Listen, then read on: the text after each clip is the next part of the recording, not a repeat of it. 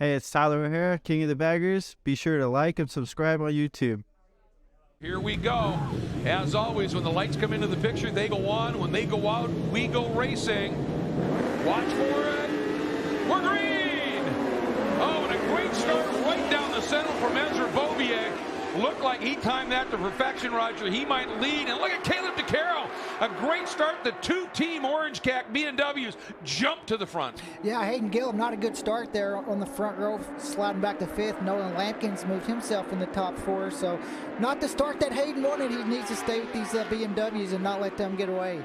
And look at Nolan slicing down underneath Caleb DeCarroll now and picking up that third spot. He is on the prowl early here. Looking really, really strong and slotting into that second spot. Obviously, Travis Wyman right there as well. And this is it. The huge braking downhill, tricky into turn 5. Yeah, Hayden's in deep there in turn 5. I'm not sure if he's going to be able to make the corner there. He just runs a little bit wide, but he lost a lot of spots on that straightaway. Struggling early here, and of course, he's the double winner at our most recent round in Barber. At Barber Motorsports Park near Birmingham, Alabama, but having a tough go of it right now, side by side there, I think, with Justin Meest. Nolan Lampkin also had a little bit of issue there in turn 5, was running third or fourth, and now a little bit outside the top 10. Yeah, it's a frustrating opener for him, especially after that great start and a pass for the lead. Travis Wyman down underneath Ezra Beaubier and takes that lead away. And Caleb DeCarroll has found himself back in third. And if you're just joining us, Caleb DeCarroll had a pretty big off in the first practice session here. And Beaubier fighting back and to the lead into the chicane. But man, he's got an awfully tight line in. Watch Travis Wyman square up underneath. Gets the exit there side by side, Roger. Yeah, you could just see it kind of killed Ezra's draft or, his run out of there. And you can see when those two guys go back and forth like that, that let Caleb close right up on these two.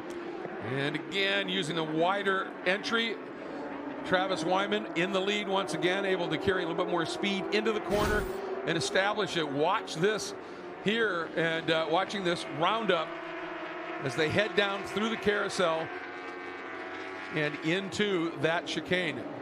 Great overtake, but it kind of that fast and slow out thing we were talking about. Yeah, Ezra got a really good run through the carousel and put himself in that right spot, but now you can see it kind of puts him offline to get a good run out of that chicane.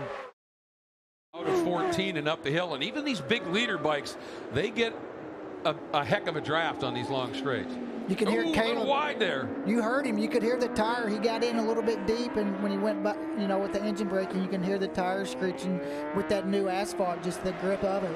It's an unbelievably smooth and grippy, and it is so important here. There he is, and look at this battle behind him. Gabriel Da Silva, Hayden Gillum down to the inside and picks up that 6th spot. Nice pass in that tricky braking zone. One more lap and get yet another win on the season. It would be his his 3rd win on the season. He's never been worse than 3rd. He's had a pretty good start to the year here, and we'll see what he's able to do. But the compelling battle might be this one right now. Caleb DeCarroll and Cody Wyman as they come down the hill. The battle for the last step on the box, and this could be pretty fierce here.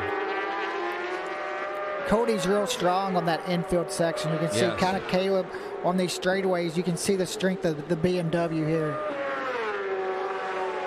Cody's just got to stay close enough where he can stay in that toe, which is going to help pull him along where that bike's at a straight line deficit, and then do something here in the twisty bits, and he's thereabouts. He closed it down on the brakes into 5.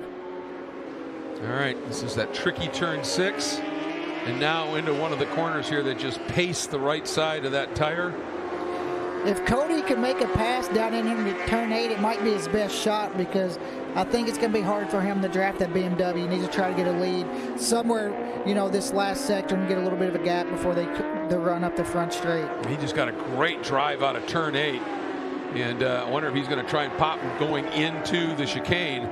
He certainly seems to have potential position here. Let's watch him. There they come. And DeCarroll feinted out wide, but here he goes. Is he going to try and straight line in? He's there. Does he overshoot it? No, he gets it stopped, Roger. Perfect. Just like we were talking, he needs to make this gap through here and see if he can't pull a little bit of a gap. You see, though, Caleb is going to close it down a little bit on this straightaway, but what Cody needs to do is have this best last sector ever. Yep, and what Cody's hoping is that Hayden gets up here and starts messing with And Caleb made a mistake. Yeah, oh, he did, didn't he? Boy, that's what he wanted right there as Ezra Bobier comes out of the last turn. Up the hill we go one last time on the Orange Cat BMW for the guy who started in second after topping the charts in the first qualifying session, getting win number 3 on the season for BMW at Road America. A sweep of the top 2 for BMW at Road America. Travis Cody got him at the line after that great run. I was really wondering if Caleb was going to be able to come up and run by him, and no, Cody was able to hang on. And look at this scrap. That's the battle for 8th. Zach Butler trying. Is that the 90? Yeah, that's Zach Schumacher. The Zachary's going at it. Butler getting it by a nose. 16 1,000s between those two.